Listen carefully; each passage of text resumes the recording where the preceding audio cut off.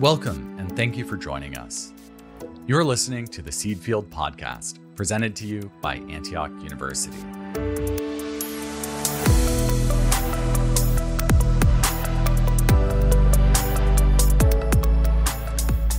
With every episode of the Seed Field, we celebrate and share stories of those who embody the spirit of our founder, Horace Mann, as they win victories for humanity. My name is Jasper Nighthawk, and today I'm joined by Lauren Instanez. She's our guest host for this week. And you may recognize her name from our credits because she's normally behind the scenes producing and editing every show. But today, she took the lead in coming up with questions and interviewing our guest. Lauren, what was it like hosting? Yeah, hi Jasper. I'm so excited to be here. I had a great time hosting this week. I really enjoyed talking with Dr. Kirsten Grimstad, who was our guest this week.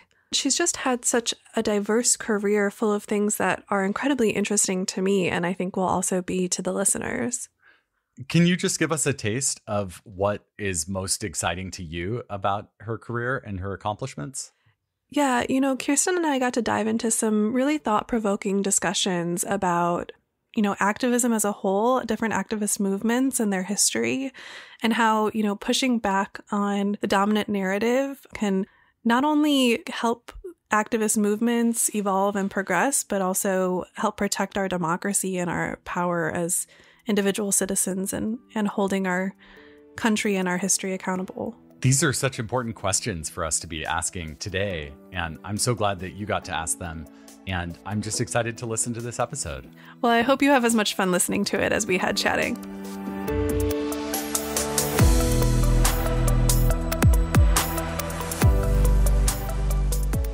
Today, we're lucky to be joined by Dr. Kirsten Grimstad. Dr. Grimstad has a PhD in comparative literature and is the co-chair of undergraduate programs at Antioch University, Los Angeles, where she teaches classes on literary modernism and Holocaust memory work. However, Dr. Grimstad's expertise actually spans across multiple fields. She has been an active participant and researcher of the feminist movement since the 1970s. She also works in the field of art conservation through her involvement in the Getty Villa, where she has served as chair of the Getty Villa Council and an editor and consultant on numerous publications. We're so excited to have you on the podcast, Kirsten. Thank you for joining us. Thank you for inviting me. This is a thrill. We have obviously so much to chat about. Your career is so long and diverse. On the one hand, with your German studies, you've written a book on Thomas Mann called The Modern Revival of Gnosticism and Thomas Mann's Dr. Faustus. And on the other, you've studied feminism, but also been extremely involved in the movement yourself. Your work across and at the intersection of these fields started very early in your career, correct? Yes, I was completing my doctoral work at Columbia when Columbia was a hotbed of student activism in the early 70s, and I got captured by that, and particularly by the women's movement that also emerged at that time. So that's how those two things intersected for me. Yeah, so I wanted to actually take us back to that time and talk about the New Women's Survival Catalog first, which you published in 1973. But as we were talking earlier, you just republished in 2019. I think it's such an amazing document that you compiled with your co-author, Susan Rennie, because it's a record of women's culture that I don't think would have been documented anywhere else if you guys hadn't taken this massive journey across the country to document these really valuable resources. So I was wondering if you could talk a little bit about that time in your life and what drew you to create that piece of work. So I, like so many other faculty and students at the time, I was very powerfully drawn into the uprising at Columbia, the civil rights aspect and the anti-war aspect, and then the women's movement. And I wound up working on a project for the Barnard College Women's Center. I graduated from Barnard, and the Women's Center had just been founded. And one of the projects was to start an annual bibliography of women's studies, which was a new field at the time. So that was I took that on to be the first editor. But I kind of subverted the bibliography by including activist projects. I felt that feminism required that scholarship be married to activism. Scholarship can't just live in its ivory tower. No, it has to be applied in the world. And so I distributed a survey to all of the women's centers and all of the women's activist projects that I could find out about through like our local feminist newspaper and through the Women's Center, and you found out about various projects. So I sent out this survey questionnaire, and I got all this information back about women who were starting their own health centers where they were performing abortions, because they were fed up with the male medical establishment, or women starting their own publishing companies. And that's where it all started, was the awareness that outside of New York, in New York, but also outside of New York, throughout the country, Iowa City, Denver, Oklahoma City, there was some ferment going on right in the heartland as well as on the coasts. And it had to do with the way we saw it was women were creating a women's alternative culture. Just like the Whole Earth Catalog created a sort of counterculture to the dominant culture, the sort of back to the land ecology movement. What we were finding, or what I found through these surveys, there was this parallel thing happening, this women's alternative culture of initiatives that were very exciting. So, yeah, and can you talk a little bit about what it was like to create that piece to connect with people across the country and what the movement felt like at that point? It was really one of the most thrilling chapters of my life. Susan and I, we rented a car, a Plymouth Duster, and we headed off to visit these women's collectives and projects. And we traveled 12,000 miles. So, wow, this was like, we were the internet before there was an internet. There was no electronic way of connecting with people. So we were it. We connected the dots from one place to the next. And I had a little file box with index cards with names and addresses, and people knew we were coming. But what happened when we got there to a location was that we would connect with whoever was expecting us. Well, then they wanted to invite all their friends over. And, the next thing we knew, there was like a dinner party, and the whole feminist community and in Philadelphia chimed in and, brought their potluck contributions. And these conversations lasted all night. People were so excited to find out about what was happening elsewhere. And that was the electricity that kept us going. So I guess what I'd like to highlight is that while we had an itinerary, at each location, there was all of these spontaneous connections that happened through our personal connections with people there. And so it built in this extraordinary way. So yeah, it seems like you not only were you were collecting information for your project, but it also seemed like you were also disseminating information to the people that you visited, and they wanted to learn from you as well about what was going on, what you've done, what you visited across the country. Is that right? Yeah, that's right. That's why they were so excited and wanted to talk to us. And some of the best connections were made that way. These are things that happened completely spontaneously. Well, that sounds amazing. And I think we are really benefiting from you taking that time to go and do that, to have this catalog. And we're almost 50 years later since when you originally published it. Oh. But during that time, I think feminism has really evolved, and we are at a place now where gender activists are really pushing us to question the gender binary itself. We're, talking about how fluid gender is and how these rigid roles that we've constructed are really a detriment to how we participate in society.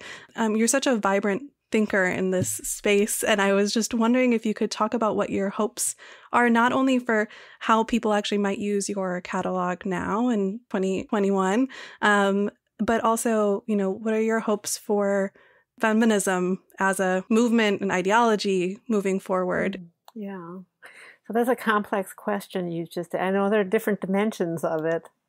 And I'll just say, as far as the book today, obviously almost everything is out of date. Maybe not the feminist press, that's still around. There's some things that are still around, but what the book does today is it stands as a reminder of the incredible energy of that moment in time, 1973, 74, when women were discovering and demanding their freedom, that we wanted the same freedoms and privileges that men had. We were going to create our own world, our own alternative culture where women were free. So it's a testament to that moment. And there's so much, when I page through it, the graphics and the language is so in your face, it's so spirited, it's so very, there's no holds barred. And I think it signals, even if you don't read it, you just get this vibe of this incredible energy and friskiness, just sheer friskiness and determination that who needs the dominant culture? Go your own way. We're doing our thing. Leave us alone. Right. So you mentioned a non-binary aspect of what's happening now in terms of identity. And, it feels to me like the further outgrowth of the revolution that started with the second wave, where first of all, we didn't want foundation garments. And then we wanted to be able to wear whatever we wanted. And then we wanted to define ourselves. It was that self-definition, not be defined by men or by the hierarchy, the patriarchy. We wanted to define ourselves. And so it's logical that people today are still pushing the boundaries of what that means. I mean, I don't think we thought about transcending the gender binary at that time, but it is a logical outgrowth of that demand to be able to be self-defining. So that's exciting. Now, where are we going from here? Well, as we all know, there's a lot of work ahead still because of the, first of all, violence against women has not stopped, but through the Me Too movement and other activists, that is being challenged, and some perpetrators are now in jail. At least one major one is in prison. Yeah, and you were mentioning abortion earlier as well, and we've seen that come up on the chopping block every election, every cycle. There's even more restrictions being placed on abortion in the South. It seems like we're taking steps backward in that issue as well. And so I think there is still a real need for that, like you were talking about. Yeah, and because of the backlash in the red states, especially the backlash in the red states, women's reproductive freedom is absolutely not established at all. So these are two of the fronts where I don't know where we are in the fight, but we're certainly not at the end of it. And of course, the women's march after Trump got elected and took office, that was extraordinary. This outpouring of the largest mass demonstration in anyone's memory that extended beyond just the U.S. It was everywhere. Anyway, so there's that. And then there's also like the Black Lives Matter movement, as you know, has leadership of women and queer women. So that movement, really, the dynamism of it, I think, has to do with this intersection between the cause of women's rights, the cause of Black rights and awareness. These causes are intersecting in that movement in a very, very positive way. And there are so many more dimensions to that we have yet to discover and draw attention to and deal with. Yeah. And That actually is a perfect transition because I want to move us into talking about your new work, The People's Guide to Berlin. And to me, this is such an intersectional project because for our listeners, it is a app that allows you to explore grassroots movements in the German capital of Berlin, going back 800 years and through multiple different tracks of history, women's history, queer history, Jewish history. And so I was wondering if you could talk a little bit about that project, why you wanted to create it, and maybe what you've learned about intersectionality of movements through creating that work. Yeah. So the People's Guide to Berlin, it grew out of some experiences that I had in Berlin in 2011. I had become a devotee, is not too strong a word, of the writer W.G. Sebald. He was a German emigre who lived in England and a man whose books haunt me still. And one of Sebald's positions was that the Germans would never come to terms with their responsibility for the crimes of the Third Reich, the crimes of the Holocaust, that the Germans would always look away and forget. And for a long time, that was absolutely true. There was this whole period that was called the Great Silence, when no one wanted to talk about it, post-war, through the 60s and into the 70s. And what I saw while I had a short sabbatical in Berlin, I was renting an apartment in the Schöneberg district in what's called the Bavarian Quarter. And outside of my window on a lamp, there was this sign. It was a sort of a friendly sign. It said, Herzlich willkommen, which means, hello, welcome, exclamation point. And then on the other side, it said, it was a Nazi ordinance, and it was from January 1936 in anticipation of the Berlin Olympics. And it said, strong language on signs against Jews should be done away with for now. It's sufficient just to say Jews are not wanted. So what is this? It turned out that this was a project, a public art project by Renata Stih and Frieda Schnock. There are 80 of these signs throughout the Bavarian Quarter with these like advertising signs, images on one side, and then a Nazi ordinance against the Jews on the other side. And what it does, it's these 80 street lamppost signs confront you in the middle of daily life with the way in which the bureaucracy, the Nazi bureaucracy, systematically strangled the Jews in broad daylight for everyone to see. It was so extraordinary to see this, and that showed me, wait, Sebald should have lived longer. He should have seen this. He may have been right before, but no, now there's something else happening, because these people are putting their terrible history on lampposts for everyone to see how that happened. And these signs defy the argument that we didn't know what was happening. Oh, yes, you did. Because the bread loaf sign on the back of that, Jews can only buy foodstuffs from 4 to 5 p.m. Well, of course, from 4 to 5 p.m., those people would be lining up outside the bakery. Everyone could see that. Everyone knew. So this seemed to be an example of a people confronting their own historical legacy and the crimes of their own ancestors. And that's what interested me. That's what got me started on this project, was seeing how through civic engagement, the whole German story was being reshaped by activists. Mm-hmm. So now, but your question was about the intersectionality. Well, yeah, because I think it's so interesting that you include all these different routes to be able to, but I'm sure that some of them overlap. And so I was wondering what you could tell us about that overlap and what you've learned from that. Right. So we've got these 9 themes. So many of our entries fit under several different themes. One example is the Schokofabrik.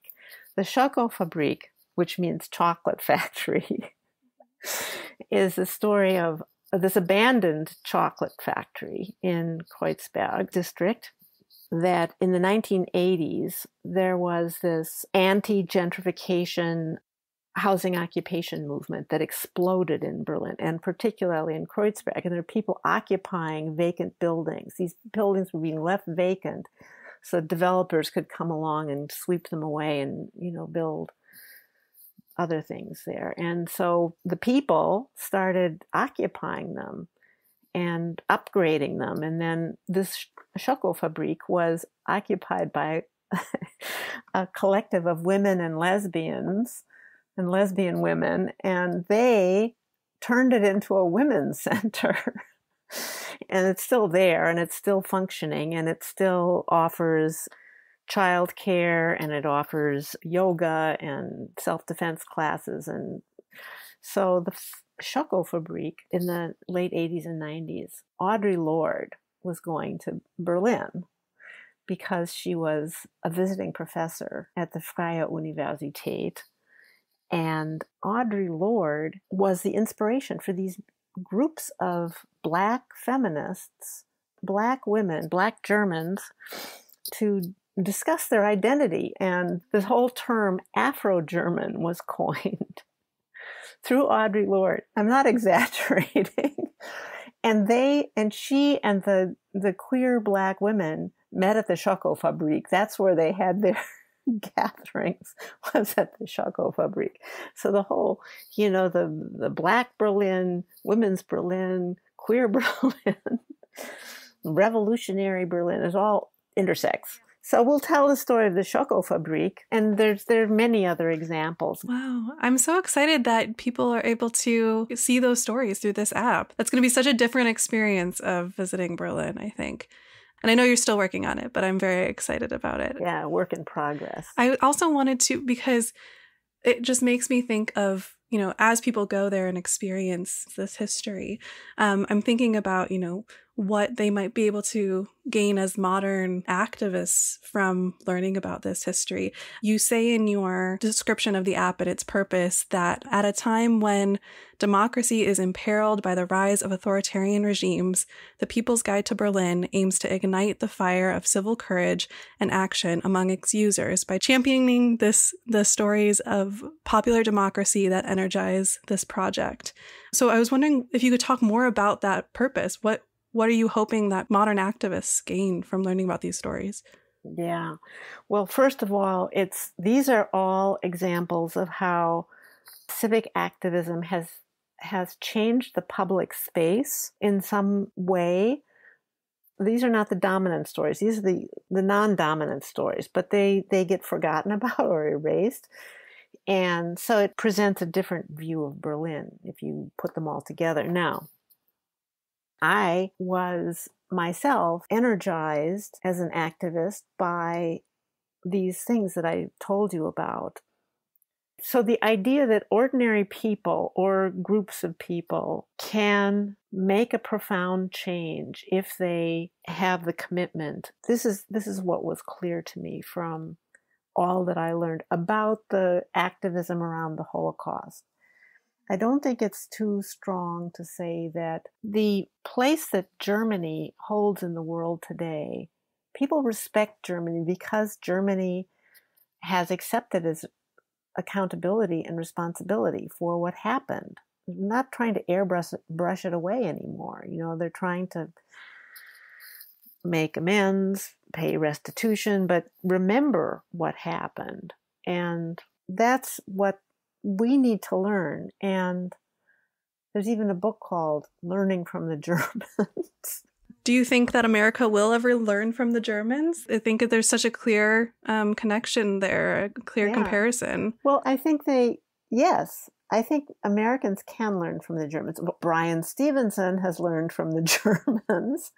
Bryan Stevenson, the attorney who is a founder of the Equal Justice Initiative and who is responsible for or the instigator of the what's often called the Lynching Memorial in Montgomery and the Legacy Museum in Montgomery, which is exactly, it lifts up the non-dominant story. There it is. Montgomery was the first capital of the Confederacy. It has its whole Confederate narrative. But alongside that is this other narrative, the narrative of what happened to the enslaved people who were brought to Montgomery and warehoused there and put on auction blocks there. And then this whole memorial to lynching, it's called the Memorial to Peace and Justice, but it basically names over 4,000 people who were publicly lynched on these steel pillars by county. So each county where there was a public lynching, there's a pillar in this memorial, and the people are listed by their names. And then there are some very brief stories of, using air quotes, why they were lynched. One because he wrote a note to a white woman, or another because he wouldn't sell his seed grain to the white people, So anyway, so that is an example. And Stevenson writes about how impressed he was about the visibility of history in Berlin. And he talks about that, and also the Apartheid Museum in Johannesburg and in Rwanda, the Genocide Museum. He talks about all of those things.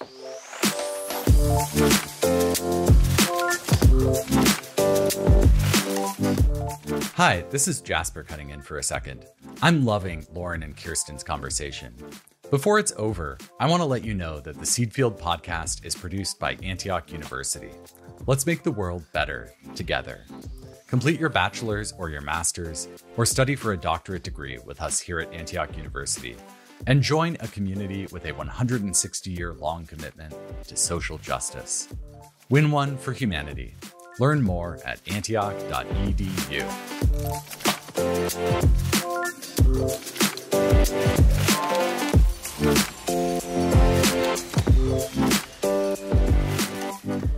Kirsten, it has been such a pleasure to talk with you today. And I just have one final question for you. We always like to close our show by giving our listeners some tangible action or concept that they can bring into their own lives. And while we may not all be able to be Bryan Stevensons and make incredible public history memorials, I was wondering if there's anything that you think our listeners could do on a local basis or in their everyday lives to challenge the dominant narratives in our country and maybe center alternative ones? I guess I'd just like to say that for us, I think we need to take the example from the history workshop movement, which was very active in getting this engine going in Berlin and elsewhere. The history workshop movement took as its motto, and this is really important, dig where you are standing. This is a quote from the Swedish writer Sven Lindqvist. Dig where you're standing. Now, he was promoting that workers in factories in Sweden should research the histories of their factories. But the history movement in Germany took that motto as a guiding principle for each district, looking at, well, what was going on in my district under the Nazis? Who lived here and what happened to them? And finding those stories about your local locality. Dig where you're standing. And you can go a long way just by following that principle of digging where you're standing. I'm digging where I'm standing too, I'm looking at my ancestral history. My grandfather, he went to the Dakota Territory and built a farm there when he was in his early 20s. And he writes about it. He writes about this empty land. It was only empty because the government had driven away the people who had once lived there. And this is a part of my digging where I'm standing that awaits me. I need to know more about that, about who lived there before he came and found it to be empty. Our family narrative would be that he was one of these brave pioneers, set out and settled the country. Now that settler colonialism is what that is. And that's the narrative that I need to understand and how that impacted who I am. But I think we need to be inspired by these examples of people who have made a difference by being unwilling to live with the status quo that privileges some people and disadvantages other people. And for every person, that depends on where they are. Where are you standing? What is the status quo? And how did it become the status quo? No, I think those are really great questions that we all should be asking ourselves. And then we can have help from you and others that are doing amazing work, like the People's Guide to Berlin and Bryan Stevenson. And, there's no reason we shouldn't be able to learn those things when we're having such amazing help from you guys. So thank you so much for all the work that you do. And I'm really looking forward to the People's Guide to Berlin. Definitely when I go back, I will check it out and use it. And thank you so much for taking the time to talk with us today, Kirsten. Thank you, Lauren. It's been a real privilege and pleasure to chat with you. I enjoyed it very much.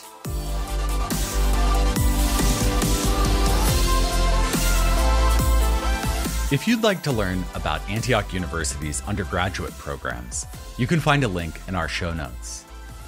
We'll also have a link there to buy the book, The New Women's Survival Guide, though we encourage you to find it at your local bookstore. As we're recording this podcast in spring 2021, The People's Guide to Berlin is not yet available. But if you follow Antioch University on Facebook, Twitter, Instagram, or LinkedIn, we'll be sure to post there when it's been released. We post the show notes on our website, along with full episode transcripts, prior episodes, and more. Find these at theseedfield.org. The Seedfield podcast is produced by Antioch University. Our editor is Lauren Instanez. A special thanks to Melissa Badelin, Karen Hamilton, Melinda Garland, and Simon Jovan Okelo. Thank you for spending your time with us today. That's it for this episode. We hope to see you next time. And don't forget to plant a seed, sow a cause, and win a victory for humanity. From Antioch University, this has been the Seedfield Podcast.